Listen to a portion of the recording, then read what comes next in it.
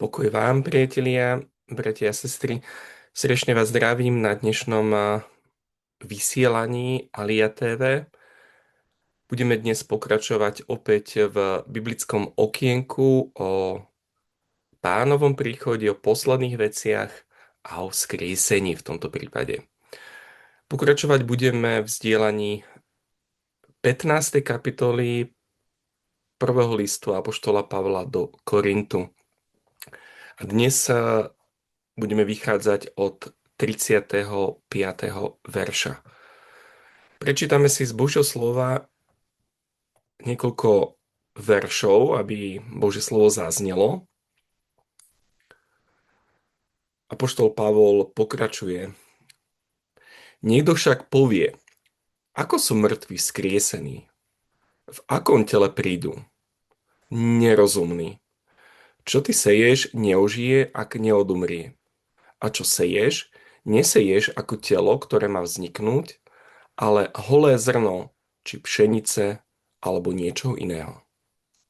Boh mu však dáva telo, ako sám chcel, a každému semenu jeho vlastné telo. Nie každé telo je také isté telo, ale iné je telo ľudí, iné je telo zvierat a zas iné je telo vtákov a iné rýb. A sú tela nebeské a tela pozemské. Ale iný je jas tiel nebeských a iný pozemských. Iný je jas slnka, iný jas mesiaca, iný je jas hviezd, veď hviezda od hviezdy sa líši jasom. Tak je to aj so zmrtvých staním. Čo sa seje porušené, vstáva neporušené. Čo je zasiate potupené, vstáva v sláve. Čo je siaté bezvládne, vstáva v moci. Seje sa telo prirodzené, vstáva telo duchovné. Ak jestuje prirodzené telo, jestuje i duchovné.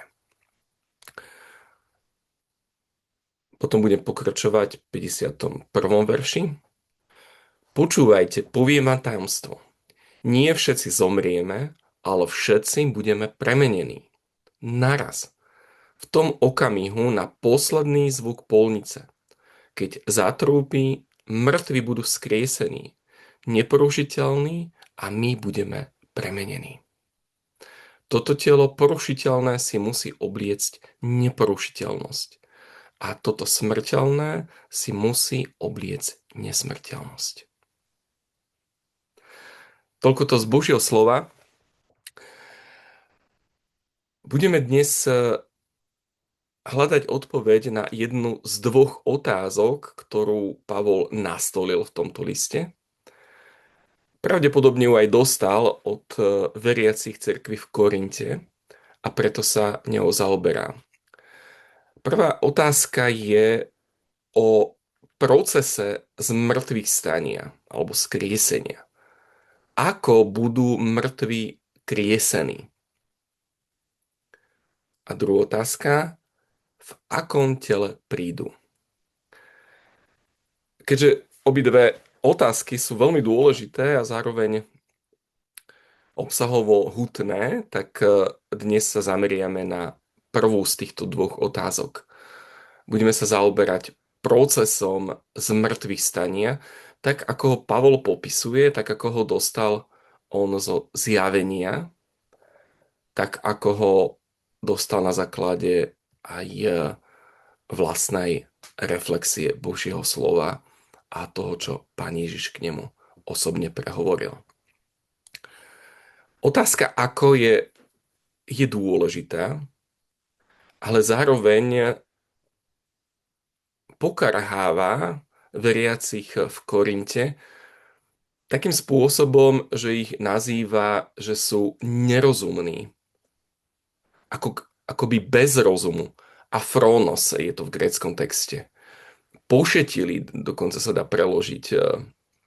A niektoré preklady dokonca idú tak pejoratívnejšie a používajú slovo hlupáci.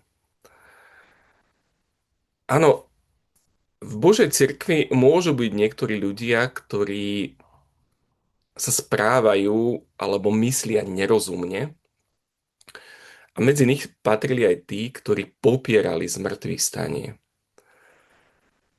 Pavol práve na nich reaguje celou touto 15. kapitolou A v každom prípade aj tým, ktorí sa správajú alebo myslia nerozumne, pošetilo, je treba odpovedať.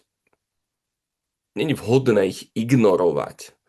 Preto Pavol vlastne odpovedá a píše aj týmto členom spoločenstva, ktoré je Božou cirkvou v Korinte. A keďže sú to rôzni ľudia, rôznym vzdelaním, tak používa metaforu.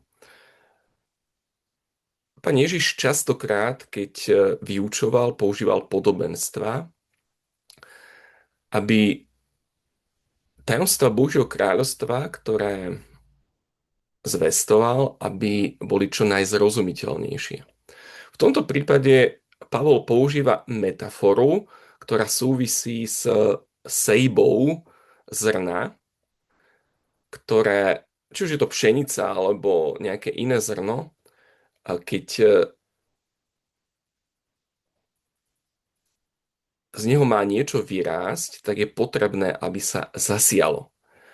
Tu nám chcem iba takú poznámku pre tých, ktorí sú odborníci na botaniku, že pán Ježiš neprednášal botaniku, nebol biológom v takom slova zmysle, ako my dnes vedecky chápem biológiu, lebo niektorí by mohli namietať o tom, že to zrno nie je ako keby mŕtvé a nemusí byť dokonca vložené do zeme, aby vyklíčilo, ale Pavol, podobne ako pán Ježiš, rozpráva tým ľuďom, ktorí žili pred 2000 rokmi a uvažovali spôsobom, ktorý bol pre nich viditeľný ich očami, ich zmyslami, ich skúsenosťou.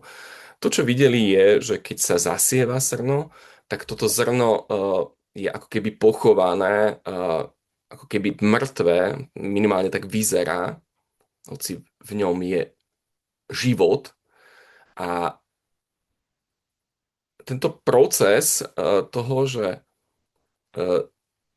musí najprv byť dané do zeme a potom z neho vyrastie niečo nové, je procesom, ktorý každý človek môže pozorovať.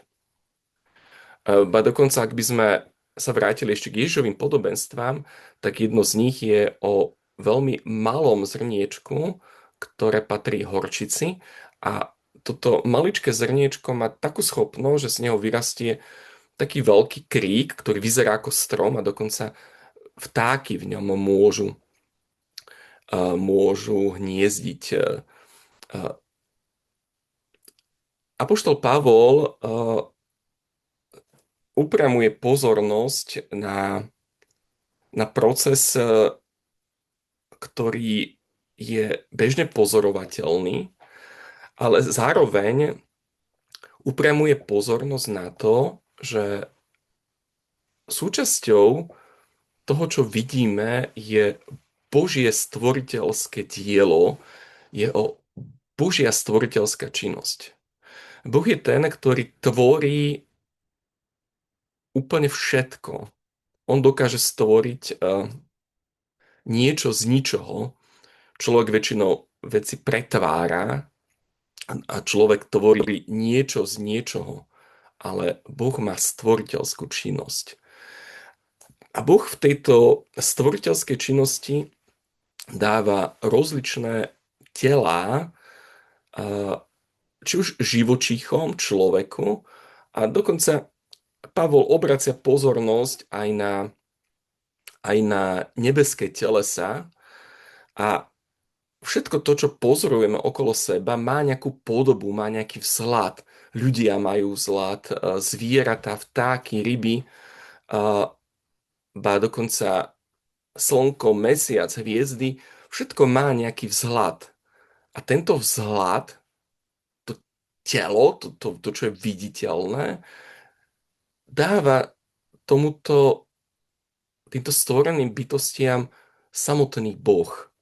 On to takto zariadil, on to takto utvoril A my môžeme žasnúť a pozorovať toto stvoriteľské Božie dielo. Práve tu nám Pavol vychádza z knihy Genesis, prvej knihy Mojžišovej, o diele stvorenia. A v podstate skriesenie mŕtvych prirovnáva k tejto ako keby sejbe a vníma ho ako nový stvoriteľský čin.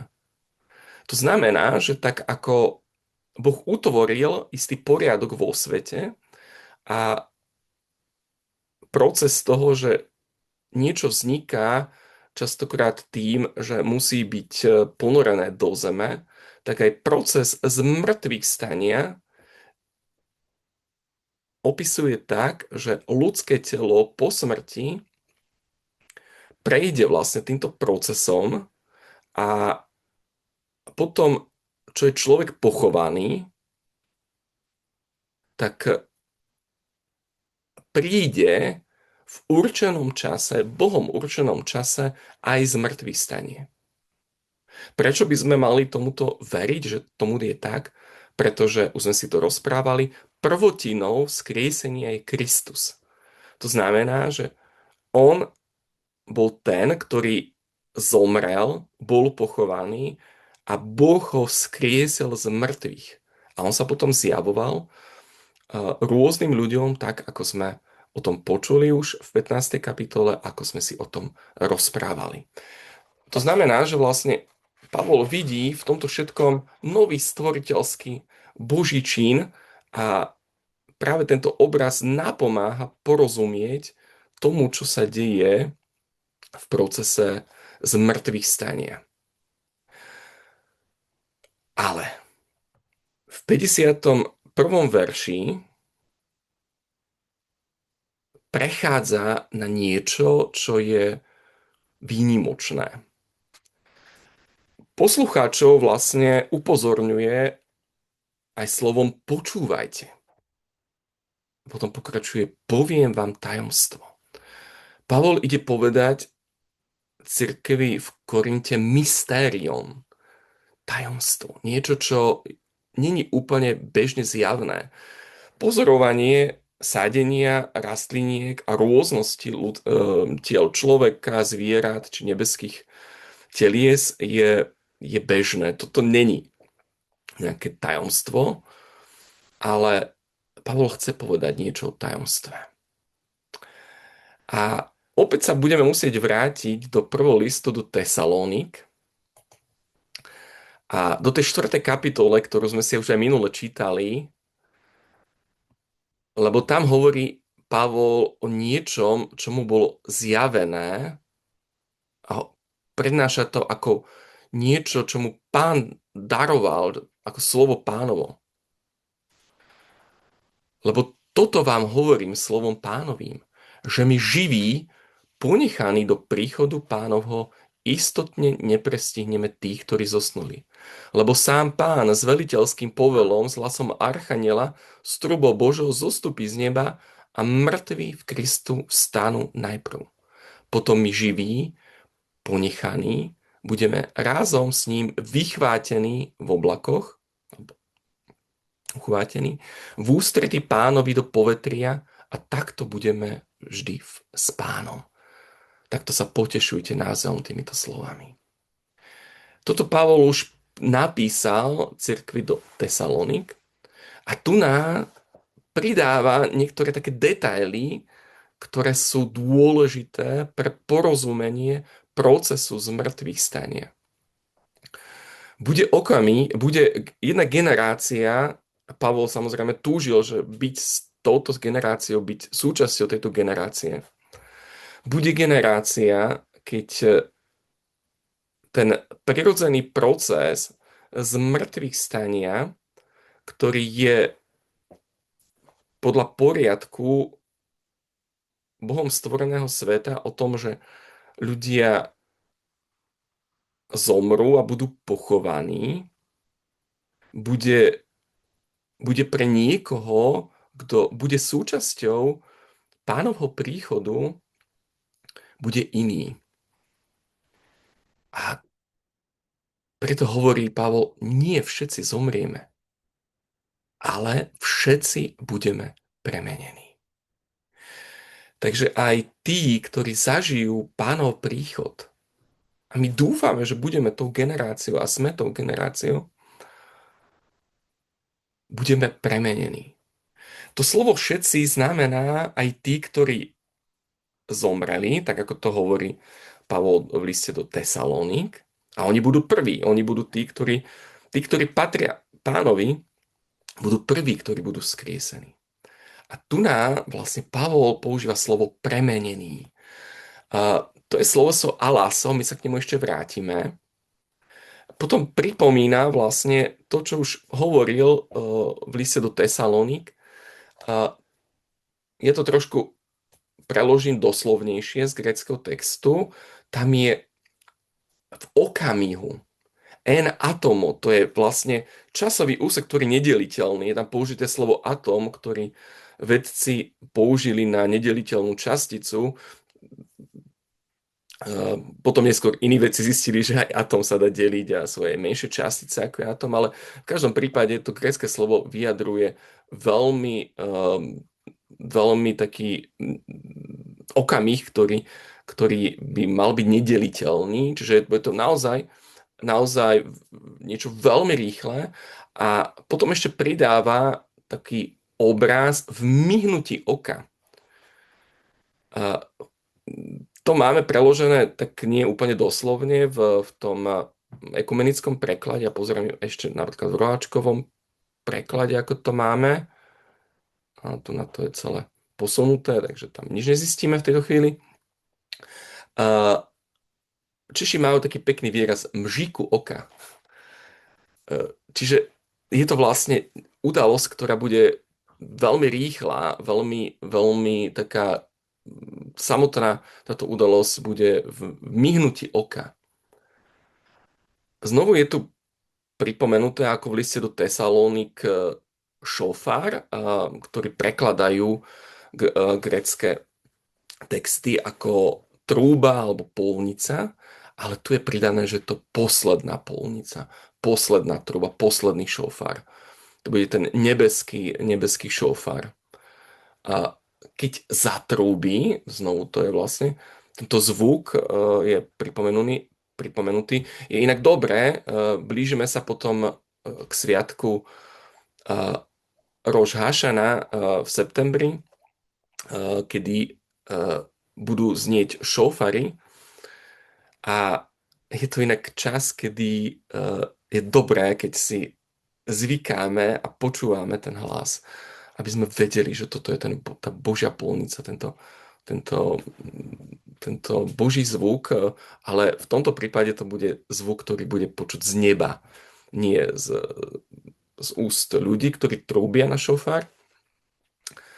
A že keď zatrúbi, mŕtvi budú skriesení, neporušiteľní.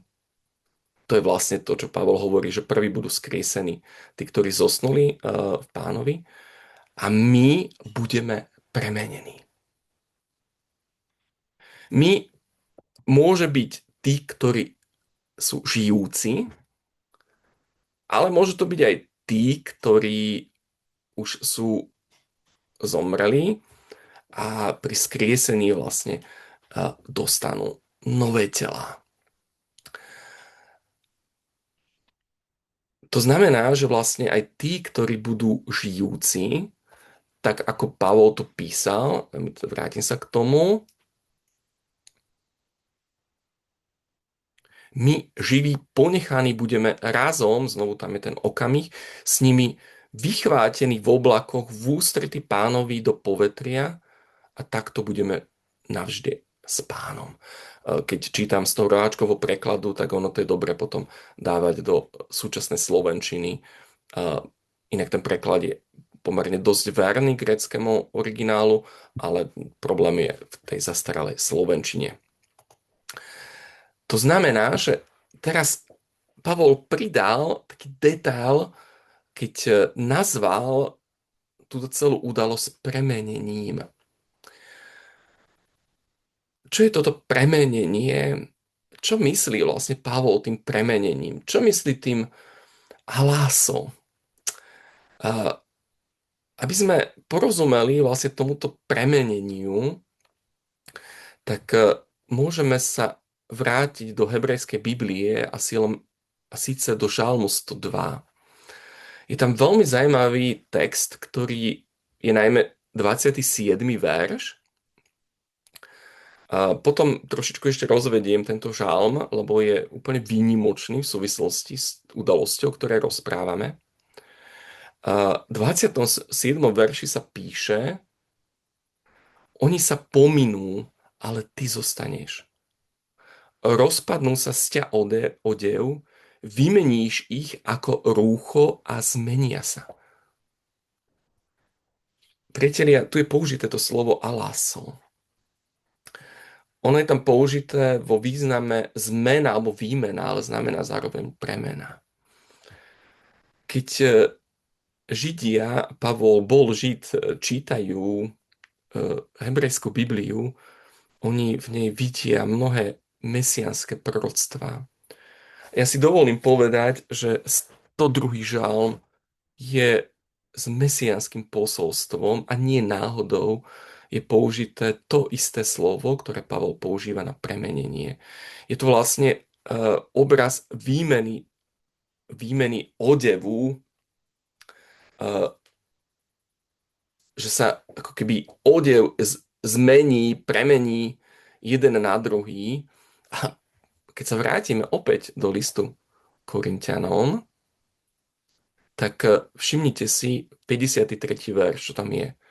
Lebo toto porušiteľné si musí obliecť neporušiteľnosť a toto smrteľné si musí obliecť nesmrteľnosť. Toto nie je náhoda.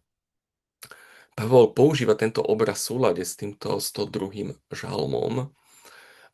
Je tam obraz akoby prevlečenia si šiat, odevu, ale toto je nie obyčajné preoblečenie si šiat, ale asi by najlepšie by sme to mohli vyjadriť obrazom, keď si nevesta oblečie tie svadobné rúcho, tie šaty, ktoré sú výnimočné, ktoré sa obliekajú za normálnych okolností len raz v živote. Pri svadbe s ženíchom. Hovorím za normálnych okolností, lebo dnes žijeme v dobe, kedy ľudia majú viacero svadieb a potom teda aj viackrát majú na sebe rúcha, ale za normálnych okolností. A je to raz v živote. A vlastne to nebeské telo, ten proces premeny je ako oblečenie svadobných šiat. To je Boží dar pre tých, ktorí patria Kristovi. Áno, naše nebeské tela, k ním sa ešte vrátime potom v ďalšom našom nahrávaní, ale tento proces je ako keby výmena odevu. Toto smrteľné telo, ktoré nás častokrát pokúša, z nášho vnútra, z nášho tela vychádza mnoho pokušení a bojujeme častokrát s našim telom, ktoré je plné emócií. Častokrát sme podľa toho, v akom stave je naše telo, aj ovplyvnený na psychike. Vtedy, keď sme chorí, vtedy, keď sme zraniteľní, vtedy, keď sme niečím ubolení, či už naozaj nejakou fyzickou chorobou alebo nejakými duševnými trápeniami, tak pociťujeme vlastne to, že naše telo je krehké, je slabé. Ale my máme pripravený od nášho stvoriteľa, Boha Otca, dar a týmto darom je nebeské telo. A toto si oblečieme v okamihu, kedy Pán Ježiš príde pre nás, ktorý budeme živí. a budeme premenení, lebo toto bude úplne iné telo.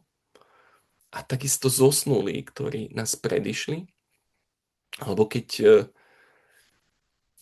aj my prejdeme smrťou, ak nebudeme medzi tými, ktorí budú živí počas toho Pánovho príchodu. A dúfame, že budeme. Chceme to dúfať, chceme tejto nádeji žiť. Tak budeme premenení. A toto je obrovská nádej. S týmto sa môžeme povzbudzovať. My nemáme naše smrteľné tela navždy, ale budeme mať nové tela. A ten proces skriesenia bude vtedy, keď Pán príde. My túžime po tomto príchode, my túžime po tom, aby sa toto odohralo a optimálne tak, že my živí to zažijeme. Ja sa ešte vrátim na potešenie k tomu žalmu 102.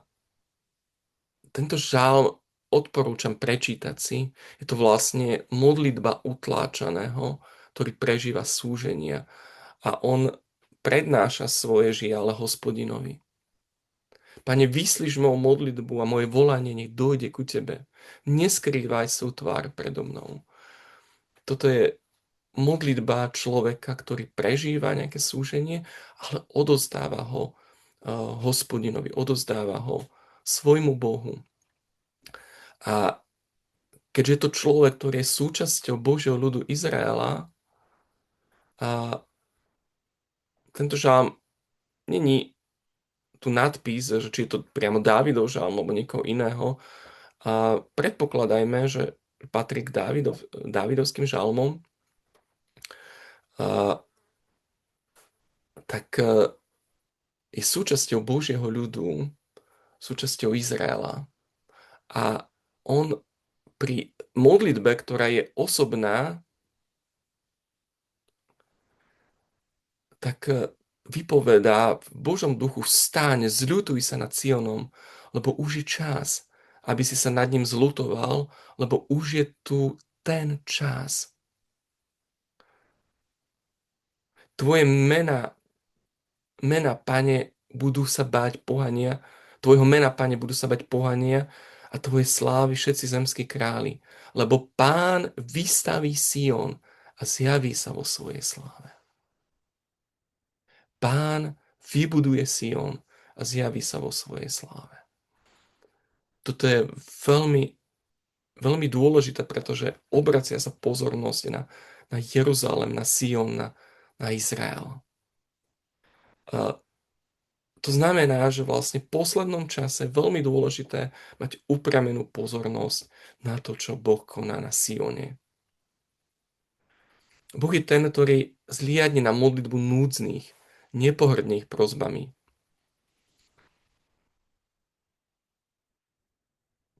Pán hladí zo svojej vznešenej svätyne a z nebies pozerá na zem.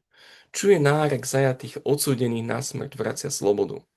Aby sa na Sione hlásali meno Pánovo a v Jeruzaleme jeho slávu. Keď sa tam zídú vo spolok národy a kráľovstva, aby slúžili Pánovi. Boh volá národy na Sion. My sme tí, ktorí chceme byť súčasťou národov sveta, ktorí požehnávajú Izraelu, požehnávajú Sionu, požehnávajú Jeruzalému. A sú tí, ktorí z národov putujú na sviatok stánkov do Jeruzalema, aby sa naplnilo proroctvo, tak ako je napísané. Na začiatku si stvoril zem a nebesia sú dielom tvojich rúk. Oni sa pominú, ale ty zostaneš. Rozpadnú sa z ťa odev, vymeníš ich ako rúcho a zmenia sa. Priatelia, toto je prorocké slovo o nás. Boh má niečo pripravené. On je ten, ktorý bol, je a znovu príde. O ňom sa píše, že ty ostávaš vždy ten istý a tvoje roky sú bez konca. To je slovo o živom Bohu. A deti tvojich služobníkov budú bývať v bezpečí a ich potomstvo bude pevné pred tebou. Priatelia, toto je povzbudivé slovo pre nás, ktorí patríme Pánovi Ježišovi Kristovi. Boh počuje nielen našu modlitbu, ale postará sa aj o naše deti, o naše potomstvo. My sa modlíme za svojich blízkych, za svoje rodiny a Boh sa o nás postará. Tak ako sa postaral nielen o Noého, ale aj o jeho rodinu. On zachránil nielen Lota, ale aj jeho blízkych, jeho rodinu. A toto je veľké slovo nádeje pre nás. Boh sa o nás postará. Náš Boh je starostlivý. A my túžime potom, aby sme boli súčasťou premenenia. Proces skriesenia je procesom premeny. Je to ako keď sa zaseje zrno do zeme a vyrastie z neho nové. To je nový Boží stvoriteľský čin, keď Boh nám dá nové telo. Je to ako výmena odevu. A to nové telo je ako svadobný odev, ktorý dostaneme. Preto sa tešíme a chceme povzbudzovať týmito slovami. Preto chceme očakávať túto udalosť. Pretože je to Božie víťazstvo v našom živote definitívne. A je to niečo, čo zničí nášho posledného nepriateľa. A tým nepriateľom je smrť. Ale o tom potom až v ďalšom nahrávaní. Priatelia, prajem vám požehnanú nedeľu, požehnaný deň Pánov. Nech je to deň, kedy my nebudeme stredobodom pozornosti. Nech stredobodom pozornosti tohto dňa je náš Boh a Otec.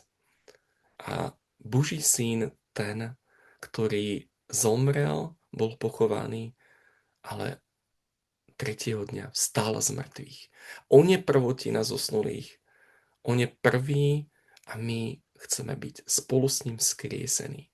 Optimálne, ak to zažijeme v procese vychvátenia, keď budeme premenení v tom okamihu, v tom myhnutí oka, alebo ak budeme súčasťou tých zosnulých, ktorí patria Pánovi. Boží čas je na Bohu. Buďte požehnaní vy, celé vaše rodiny a požehnávajme aj svojich blízkych, svoje rodiny, lebo Boh je ten, ktorý sa o nich postará. Maranatá, príď, Pane Ježišu.